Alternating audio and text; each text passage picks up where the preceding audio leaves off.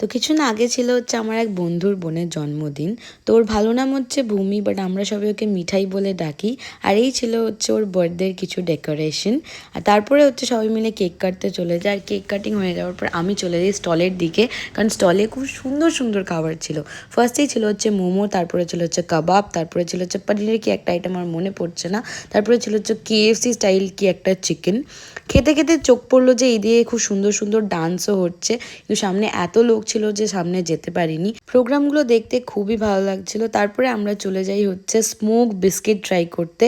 এটা আমি লাইফে ফার্স্ট টাইম ট্রাই করেছি, তাই বেবি মাইমাকেও আমি এটা ট্রাই করিয়েছি।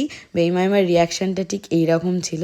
তাই তারপরে আমরা সবাই মিলে চলে যাই হচ্ছে খেতে, কারণ খুব রাত হয়ে গেছিলো, বাড়ি ফিরতে হবে।